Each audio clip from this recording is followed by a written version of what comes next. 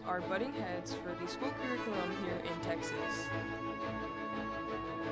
Denton universities are protesting ICE. We have the footage.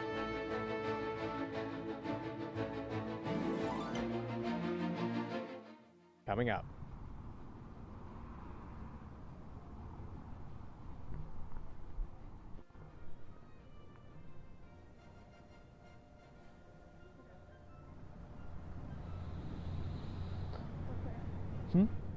Cool.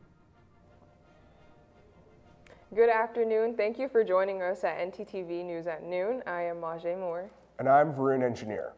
We are nearly done with early voting, and the Texas primary election is on Tuesday. That's right. Varun, we have our live shot anchor, Jackson Garrett Spring, to talk about it more. Jackson? Thank you, Majay. I'm here outside of the Gateway Center here at UNT because this is actually the only place on campus where you can go out and vote for the Texas primary elections. As of today, more than 750,000 Democratic ballots have already been cast in the Senate race between Congresswoman Jasmine Crockett and State Representative James Tallarico. It's been a huge topic here in Texas over the past few days. Crockett is a familiar figure that appeals to many Texas Democrats, but Tallarico's message of political unity and politics as a class struggle appeals to voters across the area. The Republican Party is also seeing lower turnout in the early voting compared to Democratic Party. It's still seeing higher turnout than at this point in 2022.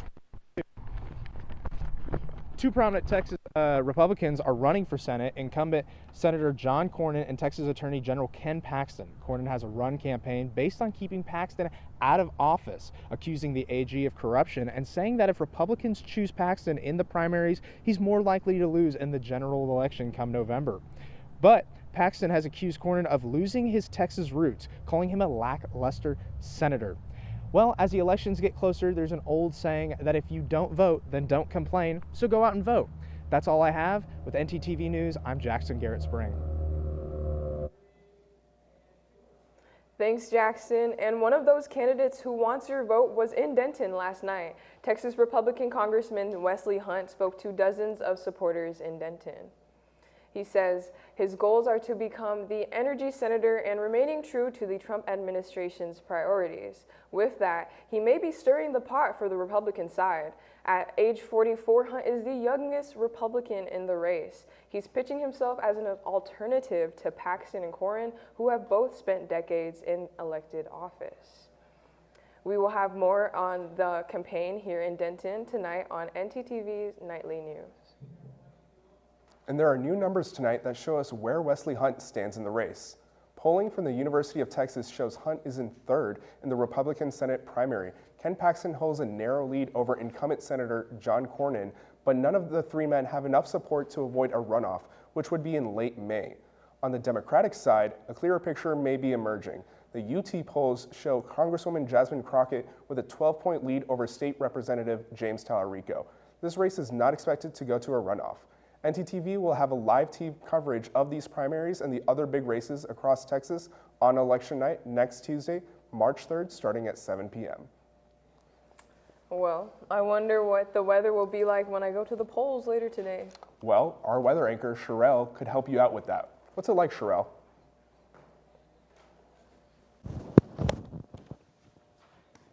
Yes, good afternoon, Denton. The weather has been feeling kind of great lately since it is 70 degrees outside and the wind is not that terrible, so it's a great time to go outside and enjoy the weather.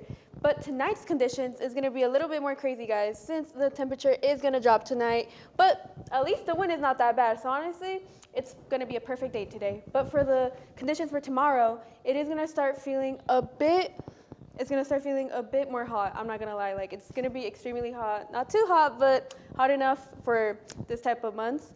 But it is gonna start feeling 79, but the wind is gonna start feeling amazing. So honestly, it's a great time, it's a great week. That's all for me, back to desk.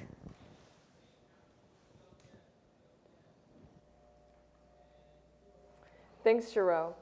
Houston schools are reshaping their social studies curriculum, but not everyone in the district is happy about the changes. KTRK's Liliana Pearson has more on this change. Was mixed emotions at today's State Board of Education meeting in Austin. Our main focus should be to stick with the facts and stay away from anything that does not preserve the union as a whole. What divides us cannot make us stand.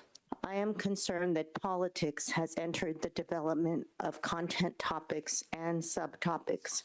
Although I am a Catholic Christian, I do not believe our schools should teach biased history focused on Moses and Abraham faiths or Christianity. The state is in the process of updating the Social Studies Texas Essential Knowledge and Skills, or TEKS.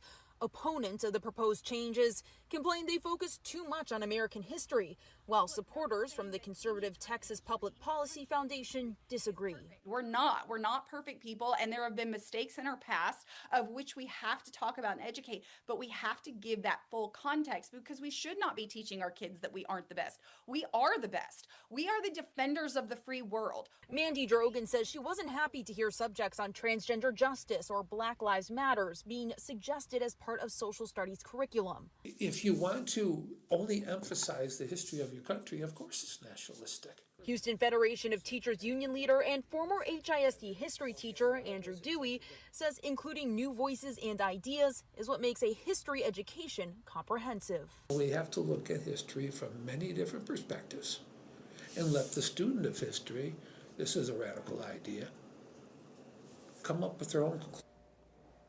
The changes will not go into effect until 2030, but the State Board of Education will vote on the change in June. When we come back, an update on the FIFA Cup here in North Texas, but with new concerns from local officials. And later in the show, a new taste treat from my favorite ice cream, Bluebell. Wait till you hear what's coming.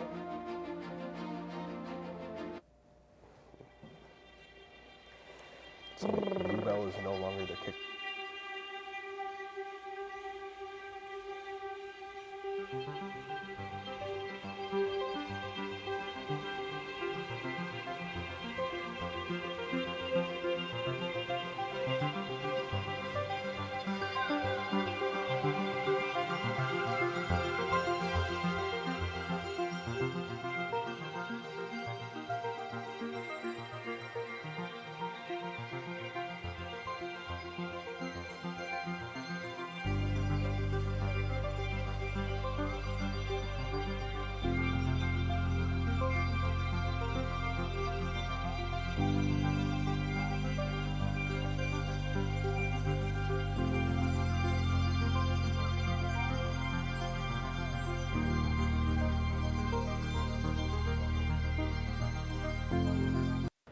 Can I see your voter registration, please? All right, you're good. No registration, no entry. All right. Let me see your voter registration card, please. I'm not registered to vote. No registration, no entry. Dude, my friends are already in there. No registration, no entry. What the? Join the club. Register to vote today.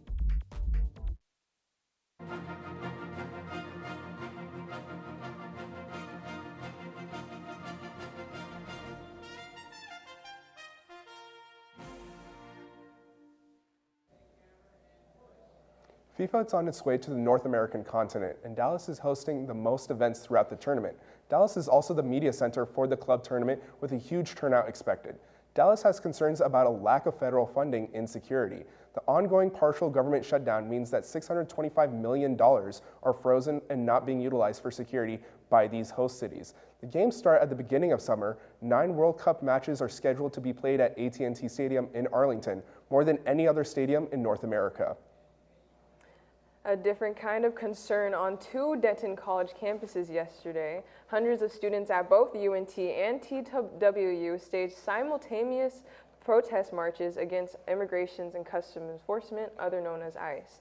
UT fraternities Sigma Lambda Beta and Lambda Theta Alpha spearheaded the event on our campus. UNT students marched around campus to protest the recent immigration crackdown and ICE's presence in the state of Texas. 25% of residents in the city of Denton are Hispanic, according to the World Population Review. Immigration enforcement has focused on Hispanic people with a growing emphasis beyond legal immigrants. This protest was led by the fraternities who want authorities to know that they will continue to make their voices heard. It's important for us to have a voice against maljustice, injustice in general. and really represent ourselves for what we are. We might be a minority, but we always have one of the strongest voices out there. And those voices were being heard on the TWU campus as well. Dozens of students were also protesting the operation of the ICE units in Texas. The TWU event was coordinated with the UNT protests, both of them happening at noon. TWU protesters carried signs as they marched around the student union, showcasing their views on the activities of ICE. Teachers also show up support and talked about how education is being affected by immigration. It is important to me because I have several international students and several students that come from other countries who are feeling very vulnerable and very scared right now because of the stories that they've seen about ICE raids at other places. Both student marches were peaceful and lasted about an hour. Youth mental health challenges are intensifying nationwide, and Denton County is no exception. In response, local leaders are working to strengthen crisis services aimed at helping kids and teens before emergencies spiral out of control. Across the country, youth mental health has become an urgent issue, and here in Denton County, officials are reporting that they're seeing increases in anxiety, depression, and thoughts of self-harm, especially among children and teenagers. I personally think I should have been younger when I got the help that I needed, because I feel like I would have been set up for more success later down the line if I had gotten to the hospital a little earlier, even though it is not something that people want to go and do. It helped me better than I think anything else. Denton County My Health My Resources leaders discussed expanding youth crisis services at their January board meeting, adding new positions to strengthen emergency response. In an email to NTTV, Crisis Services Director Catherine Pike says the goal is to respond to youth in crisis before situations escalate, an approach familiar to UNT sophomore Genevieve Campbell. Because I feel like a lot of students are very more active and vocal about their struggles, so it makes it easier for the surrounding communities to be able to be open about it. Officials say investing in the mental health workforce is a key part of the expansion, allowing trained professionals to reach youth faster and provide stabilization during critical moments, events that second-year student Samuel Shreve has seen throughout his life. I personally have struggled with mental health, and my sisters certainly have, especially as children. My mom always pushed us to, seek treatment, attend therapy, or, other types of treatments. And so if I wasn't pushed towards that by my mother, I probably would never seek any treatment, or I would have been a lot more resistant to therapy. And while the expanded services will only serve those within Denton County, leaders say that by prioritizing youth mental health, we can avoid crises for everyone, everywhere. By strengthening services, officials hope more families across Denton County will have access to the support they need when it matters the most.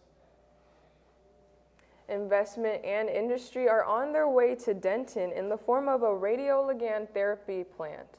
Swiss drug maker Novartis Gene announced a new radioligand therapy plant to be built in the 2100 block of Shady Oaks Drive. The biomedical plant will provide up to 175 new jobs for the community and open the door for research possibilities between the two universities.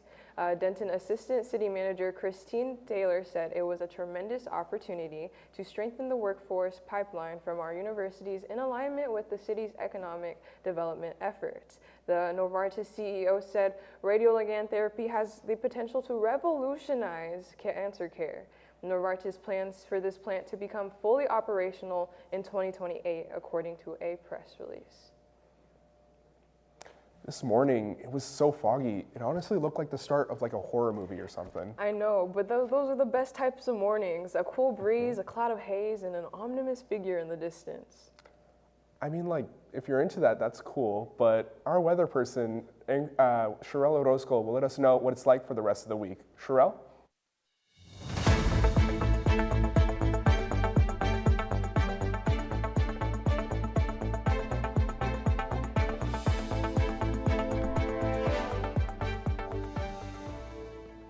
Good afternoon, welcome back. And yes, this morning has been a bit crazy lately, but hey, that's what Texas is. But across North Texas, the weather has been feeling pretty nice. Around the 70s. It's a great time to go outside, go have fun, go out with your friends, or honestly just go for a walk. But across Texas, you're going to start feeling a bit more different temperatures since it is going to start feeling really hot, even though it's crazy during this month since we're not expecting this type of temperatures, but it's honestly amazing. You can go out. Austin, 32, Houston, 78, great time. It's an amazing time to go out. But throughout the whole week, here in Denton, Texas, we are going to start feeling a bit of changes, as you can tell. If the temperatures are going to start feeling a bit hot, especially on Sundays with 81, but as you can tell by the night, it is going to start feeling a bit in the 50s. But just keep in mind on Wednesdays and Thursdays to bring a jacket, bring an umbrella, since it is going to start raining really badly. But that's all for me. Back to desk. Thank you. Thanks, Sherelle. A big TV buzz today around Frisco King, the newest series from hit musician Taylor Sheridan. That's right. Frisco King is a brand new spin-off of Tulsa King. It's starring Samuel L. Jackson as Russell Lee Washington Jr., a character first introduced in season 3 of that show. Originally planned to be set in New Orleans, under the title Nola King, the series was reimagined and shifted to Frisco, Texas, with Sheridan himself writing all 8 episodes. Yep, the filming this spring in North Texas, fans are already hyped to see where this gritty mob drama takes Jackson's character next. We're shedding the Year of the Snake and entering the Year of the Fire Horse. UNT pulled out all the stops to celebrate Lunar New Year. NTTV's Julianne Nguyen has more. Lunar New Year is globally celebrated by millions of people. In China, it's called Chungjie. In Vietnam, Tết, and in Korea, Seollal. Although going by many different names, the holiday cherishes the importance of family and belonging. In honor of students far from home, UNT put on their very own New Year celebration. It's really important to celebrate Lunar New Year because of the reconnection it can give you with your culture. I grew up in a very Americanized family, so Lunar New Year was really the only time of year that we got to celebrate these traditions, and it made me feel like I was part of this community again. Hosted by the University Program Council, students were able to enjoy fun activities such as a photo booth, coloring, and learning about traditional culture. Although traditions vary across cultures, it's common to see line dances, red envelopes filled with cash, and great food. Vì bánh tét, bánh chưng, bánh ít, thịt kho trứng, right. Traditions are not followed for the sake of traditions. They are a source of heritage and culture. Yeah, it's just a part of a heritage, something, this is one of the few times where I can proudly say that I am Vietnamese, I am Asian, and... Celebrations for Lunar New Year are still ongoing, so Happy New Year, or should I say... Chúc mừng năm mới! As each year corresponds with a Chinese zodiac, your birth year also corresponds to a constellation. You can find out more on the Hey China website. After the break, we will have more information about Nancy Guthrie. We will also have more information about the food you may be eating. Stay with us. The do's and don'ts of the Pole Rec Center. See that man over there? Please do not hog weights. Instead, do this.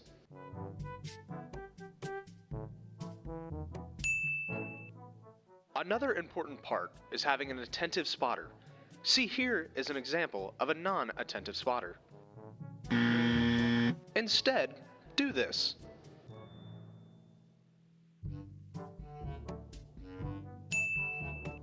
Now we head to the track, which should be pretty easy, just it's important to pay attention to the way the track goes. Remember to wipe down the equipment after you're done using it. The towels are provided by the gym, so it's pretty easy to wipe down the equipment when you are done. Thank you for using the Pole Recreation Center.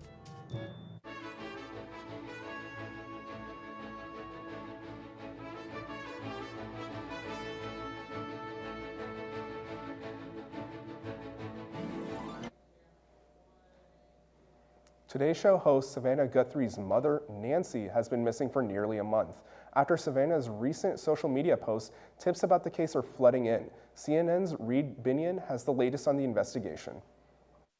We saw that they were there for a while, they were inside the house, they were walking around the perimeter. A flurry of activity Wednesday at the home of Today Show host Savannah Guthrie's mother, Nancy, well into the fourth week of the search for the missing 84-year-old, who authorities believe was abducted from her home just hours after she was last seen on January 31st.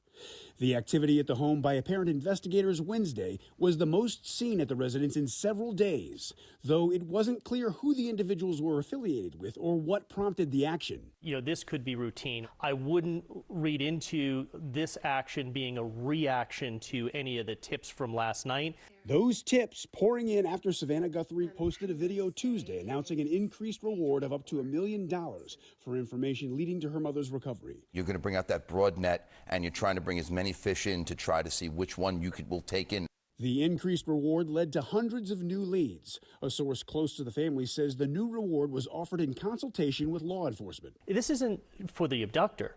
This is for someone who's in the abductor's orbit, a friend, a colleague, an associate. I'm Reed Binion reporting.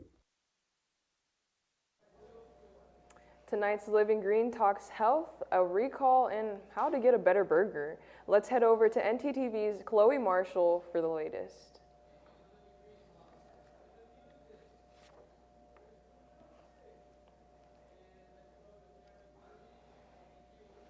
Thanks, Marjay. When it comes to Living Green, there are so many issues involved. First, a new survey shows Americans are worried about toxic chemicals. 70% of Americans are concerned about exposure to potential dangerous chemicals in their foods, water.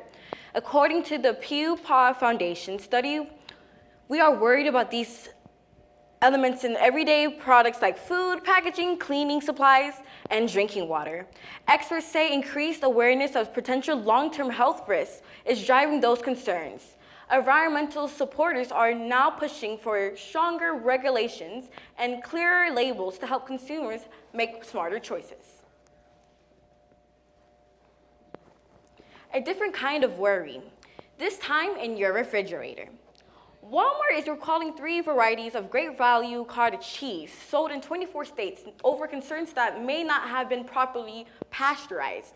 These recalls include fat-free small curds, low-fat small curds, and small curds. Varieties select best by dates. Officials say that these been no reported illness, but consumers are encouraged to not consume these products. Shoppers can return the affected cottage cheese to Walmart for full refund. And finally, don't you hate when you take a bite of hamburger and it just starts falling apart in your hands? Well, Americans got tired of Burger King's buns giving them trouble. Giving the iconic Whopper its first makeover in almost decades, it'll now come in premium bun, also revamping its mayo to be a little bit more creamier. That's not all. The packaging will also be getting a clamshell box instead of the paper wrapping. And good news, the upgrades included will not be charged. You will not be getting charged more. Burger King say the prices Whopper will still stay the same. Marjay and Varun, I think I'll get a Whopper in my future. Back to you guys at the desk.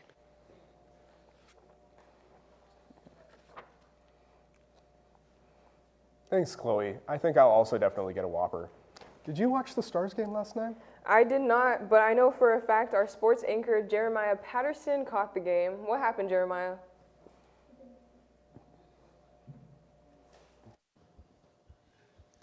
Coming up in sports, an Arlington native is making a serious push for the NBA MVP.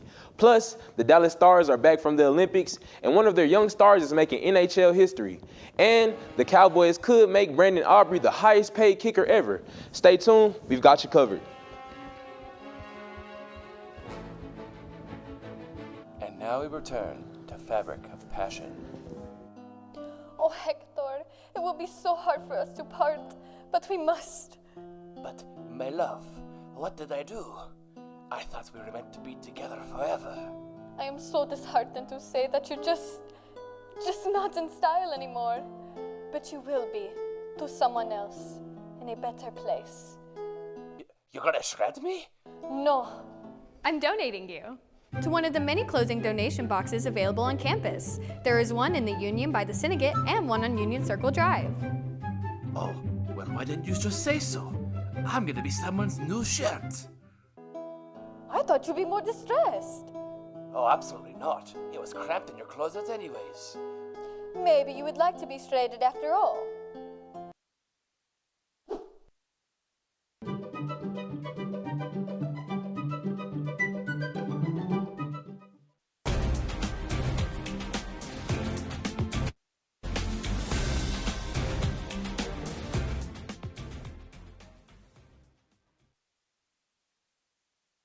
The MVP race, Arlington-born Cade Cunningham is putting together a breakout season, leading the Detroit Pistons to one of the best records in the league. Cunningham recently put up a statement performance against Oklahoma City, notching 29 points, 13 assists, 3 steals, and 3 blocks. Try saying that 3 times. And with the NBA's 65-game rule affecting the MVP race, several top contenders are at risk of losing due to missed games. That opens the door for Cunningham, who has stayed consistent and healthy while leading Detroit to the Eastern Conference #1 seed. If he keeps this pace, the Arlington native could emerge as one of the most surprising MVP candidates this season. There's also young talent in Dallas. The Dallas Stars are back from the Olympic break with momentum after a 4-1 win over the Seattle Kraken.